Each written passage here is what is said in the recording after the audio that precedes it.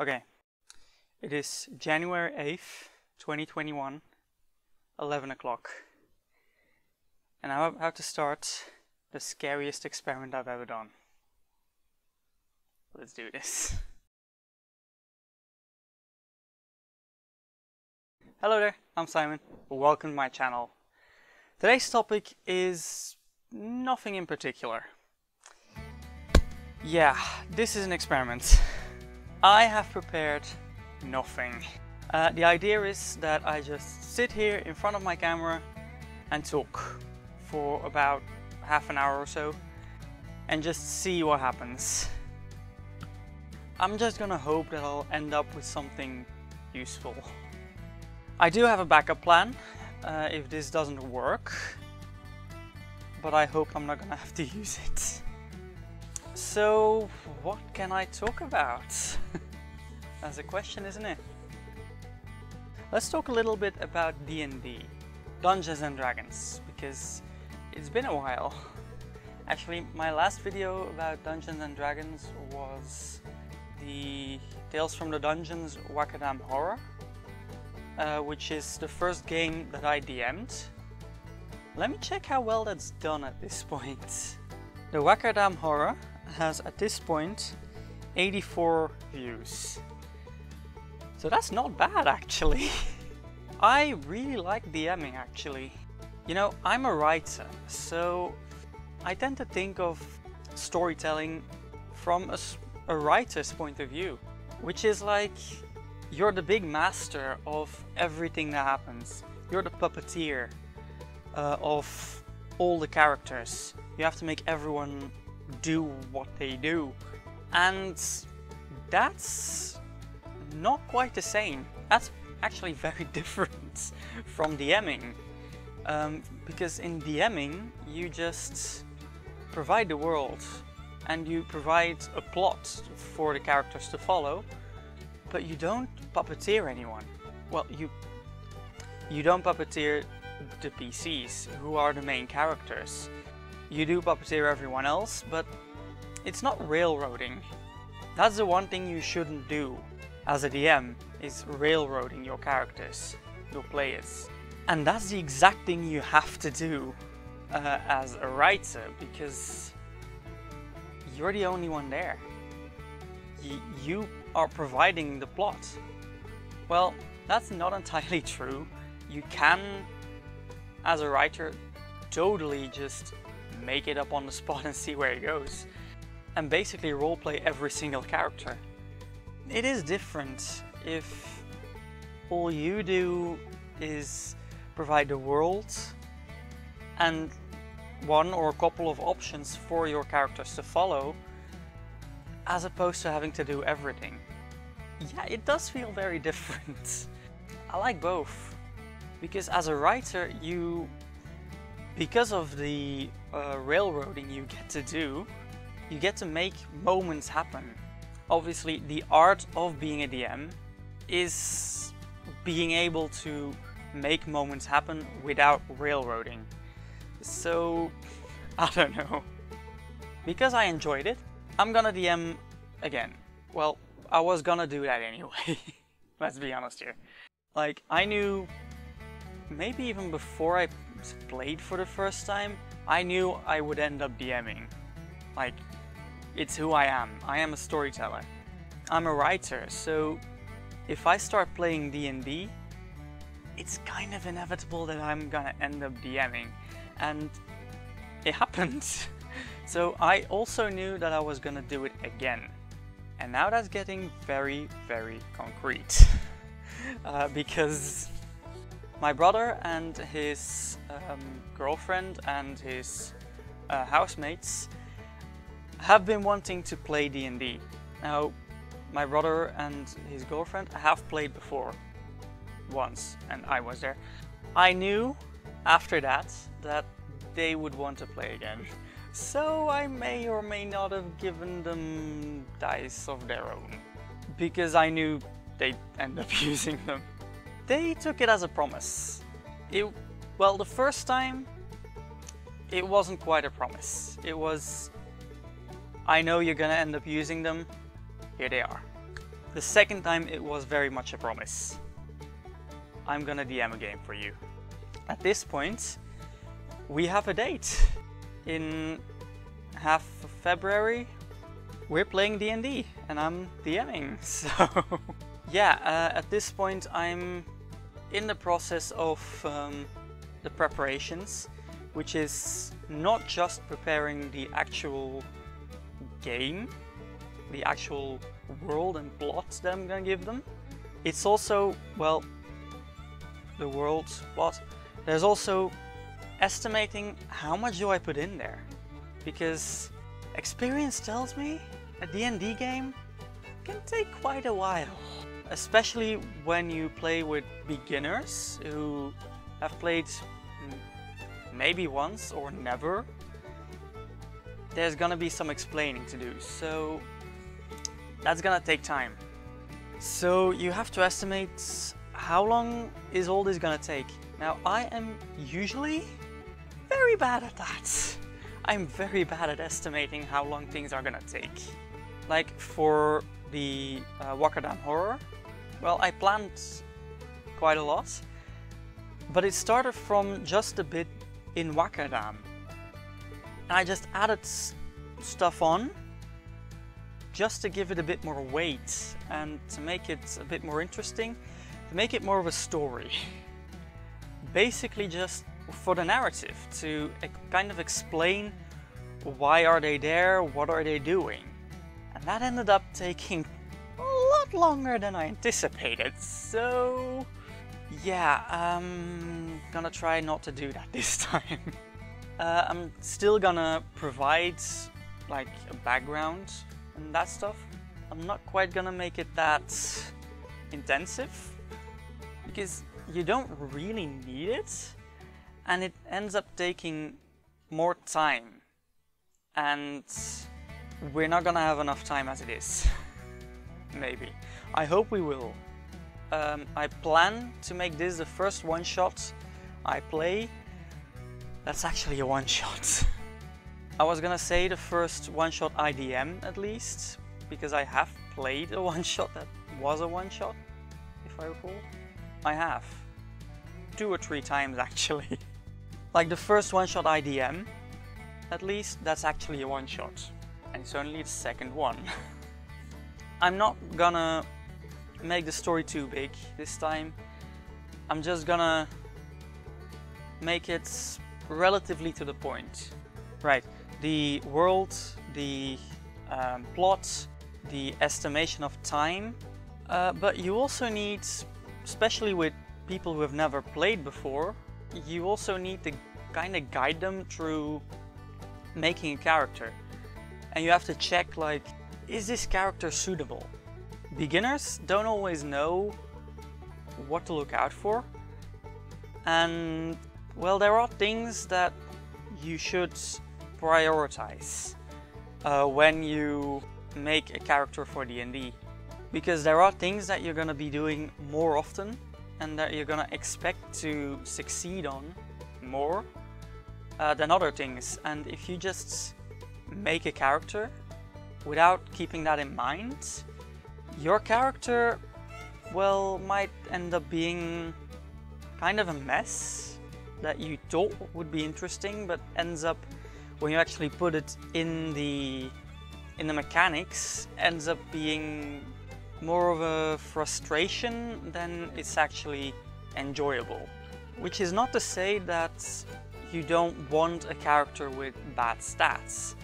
D&D is a storytelling game, so yeah, having a character with bad stats can be interesting, but you kind of want to intend it to be. Like, if you make a character with bad stats, you have to know that they're bad stats, and you have to be intentional about it. So I did tell them, like, what am I looking for, what am I expecting in a character, and then send it to me so I can look it over and we can make it what you want it to be. I did point out that, or at least I try to make it clear, that what I'm looking for in a character in a D&D game is not perfect optimized stats. The way I see it, there's two ways to look at D&D, at playing D&D, roughly. It's a spectrum, there's a huge gray zone, and there's probably just other extremes that I'm not thinking of. But the way I see it right now, there's two basic points of reference, let's put it that way. Points of reference for how to play D&D, which is, on the one hand, play it like a gamer. What I mean by that is you play it optimized. You try to have the best stats, and you try to have in your party an optimal balance of abilities, so you can play the best game possible and you can deal the most amount of damage, and you have the best chances. And I'm not gonna say that's not a valid way to play it. If that's your thing, absolutely go for it. It's not how I do it. Personally, I much prefer the narrative, which is the other extreme, the narrative approach, which is absolutely you can have whatever ability you want, as long as the rules allow it, on one condition. And you don't have to tell me this, but you need to have it in your, you need to know it, you need to have it in the background for your character. You need to have a narrative explanation for why is your character able to do that? Why do they know that? Like, I'm currently playing a gnome rogue called Brian Murphy. It's basically an incarnation of the YouTube show The Modern Rogue. Go look it up. But because it's such an incarnation of that show, there are things about this character that are unexpected. So I went in and I provided a background. I explained why he's able to do that.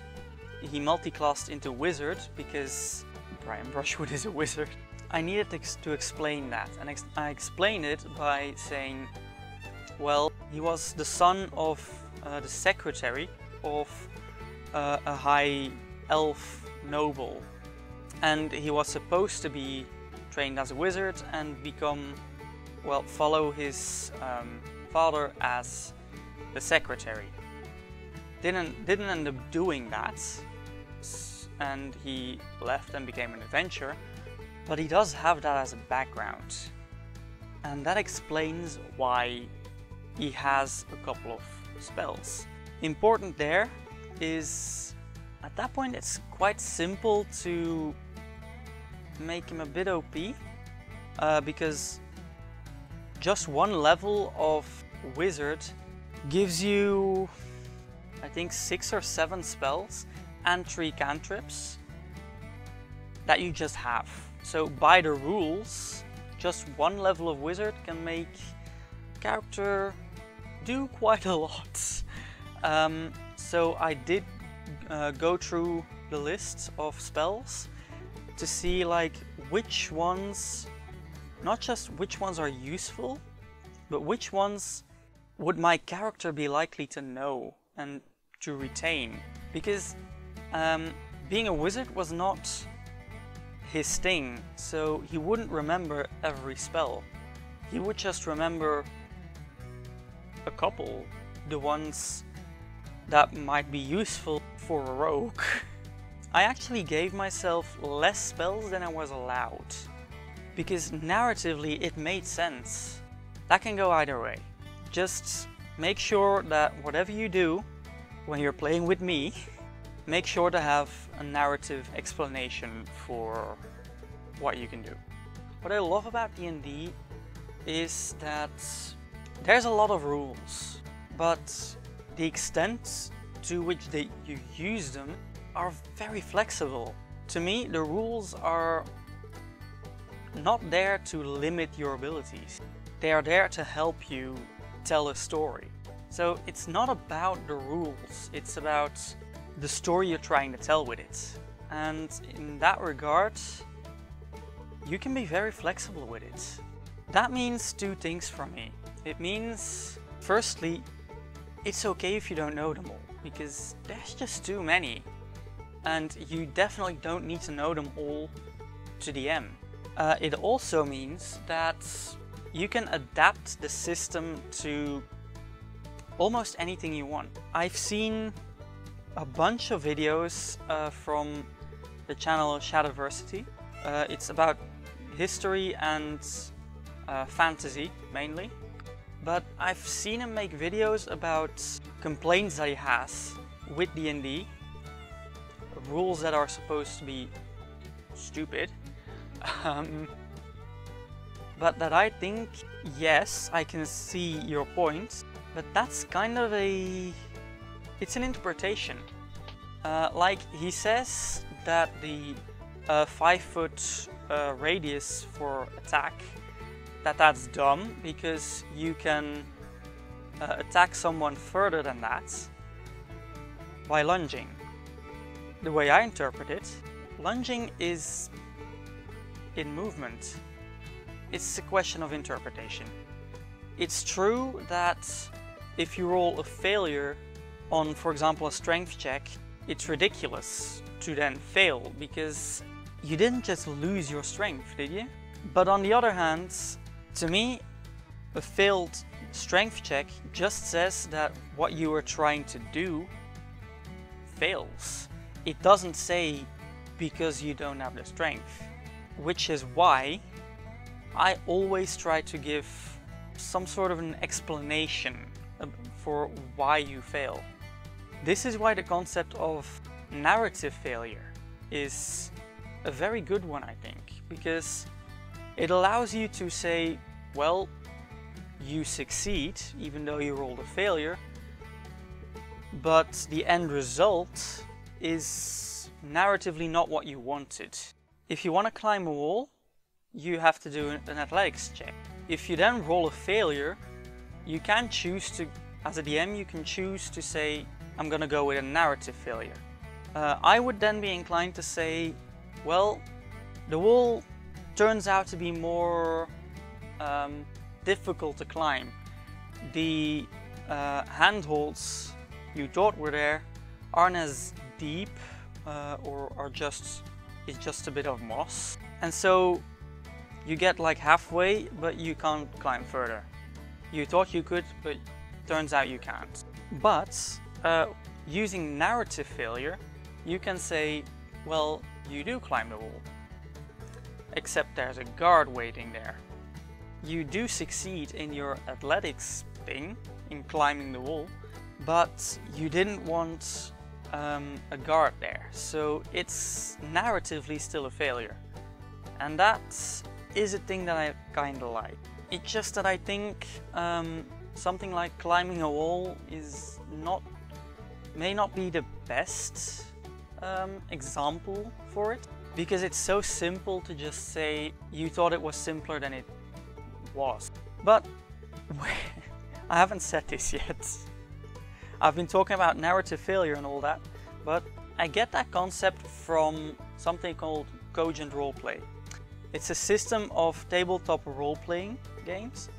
It was created by Shad from Shadowversity and his brother, Jazza, to provide a less video gamey, rules-based system and a more role-play, narrative experience. And that means that it's a lot simpler.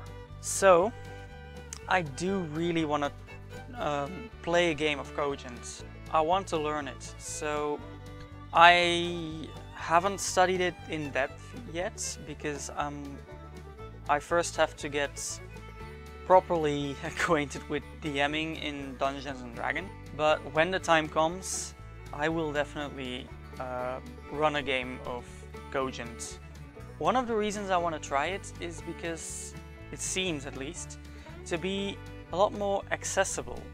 It just seems to be more suited for beginners than something like Dungeons and Dragons.